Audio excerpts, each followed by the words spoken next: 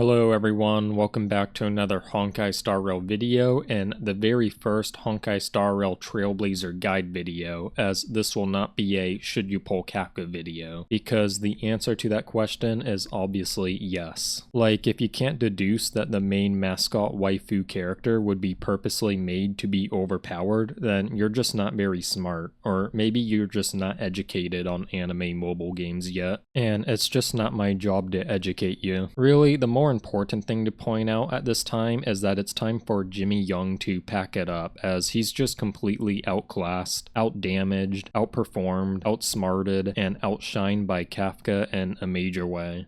In fact, Kafka is such a strong and capable trailblazer that it's virtually impossible to mess up her builds or team, which is why a lot of theory crafters have been thinking they're so very smart with their so very unique Kafka playstyle, when in reality it's like you're not smart, nobody cares, literally anything works on her. So I'm already admitting this guide is also pointless, but what I personally wanted to do for this video was mathematically calculate her objectively best team composition for winning at this video game. And I think I was able to succeed in this. But as a strong advocate of show your work, I will now show the process I used to calculate Kafka's best team.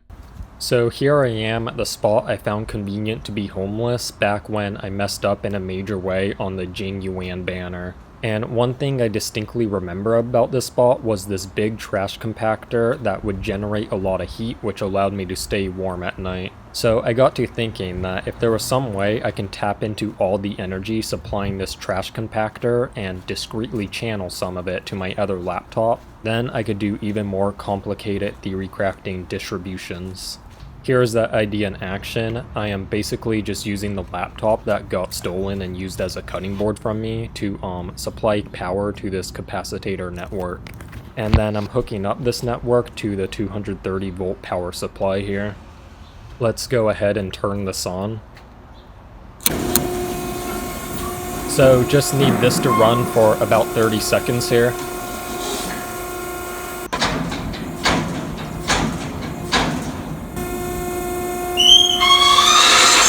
Alright, all done generating power. Let's go head over to where we are using this power for calculations.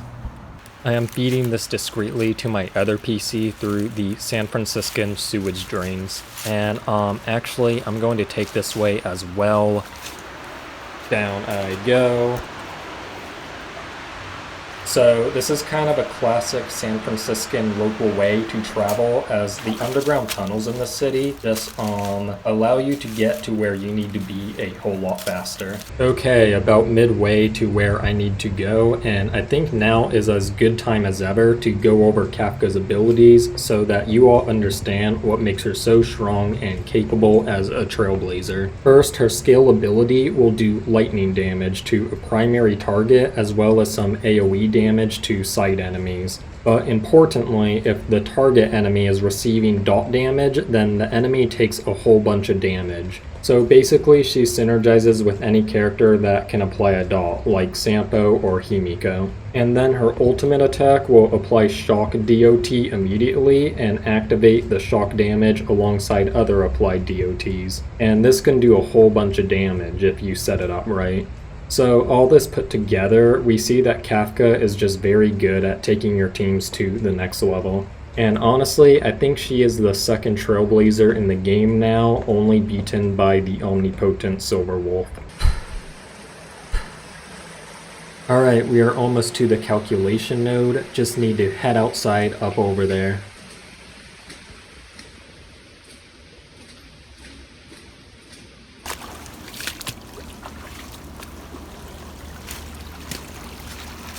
Should be right up this hill.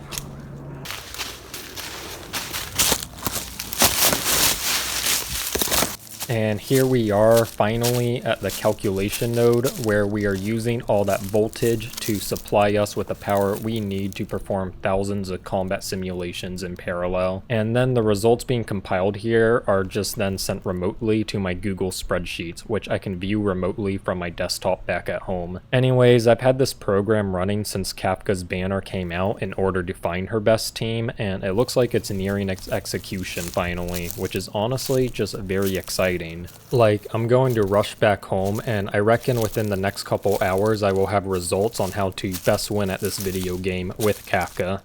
Hey everyone, welcome back to my main desktop computer. So here I have my Kafka team composition calculations that are being auto-populated by the software I have running on the laptop outside.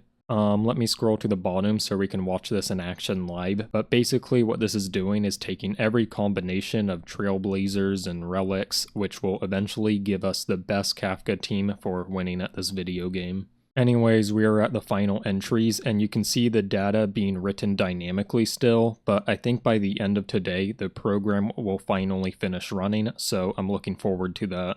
Welcome back again, you all. The program has finally finished execution, and we officially got the best Kafka team referenced by this ID.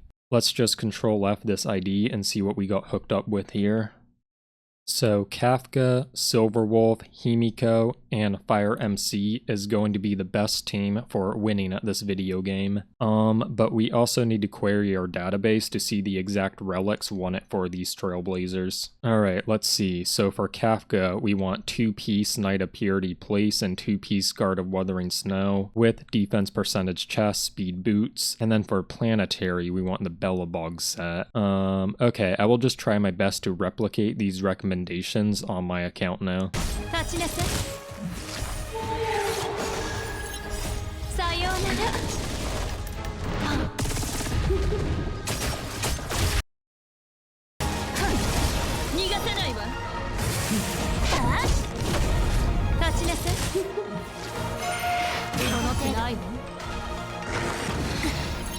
Nice, we were able to beat the hardest boss in this video game quite easily on autoplay throughout the whole thing. And honestly, considering the end goal of any anime mobile game is to just not have to play it, I think that this team needing no micro makes it so powerful. Okay, so I've been testing the team on a whole bunch of other things, and it has yet to lose a battle, and I think I'm starting to understand why this is such a powerful team composition. First, we have Silverwolf, which makes sense because the game is quite frankly unplayable without Silverwolf on your team. And if you don't have a Silverwolf on your account, you're just an idiot. Like, there is a reason I called her omnipotent in my analysis of her. The fact is, you are just subjectively, impartially, unbiasedly playing the video game incorrectly if you do not have Silverwolf on every one of your teams. Teams in the post-Silverwolf timeline are built with only 3 trailblazers. And then we have this Himiko and Kafka combo, which is actually very potent. The idea here is that both Himiko and Kafka are canon lesbians, and therefore Hoyoverse purposely made them synergize really well together in combat.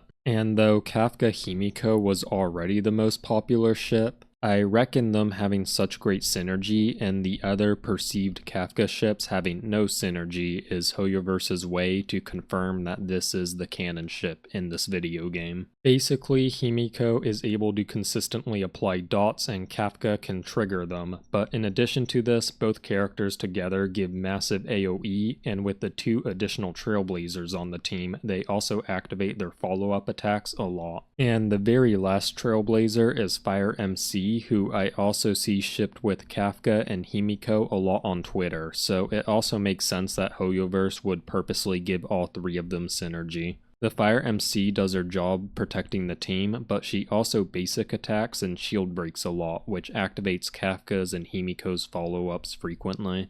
And then as for the relics, the trailblazers all have these very defensive sets, which makes the Fire MC shields even more tanky, and the enemy is just slowly killed with dots and follow-up attacks, as well as Silverwolf's omnipotent debuffs. Anyways, I think that is all for this video. The other Kafka build advice should be obvious stuff I've gone over in the past. That is, equip the light cone with her face on it, max all the talents, and farm as many Eidolons as possible. I trust you all can do that by now.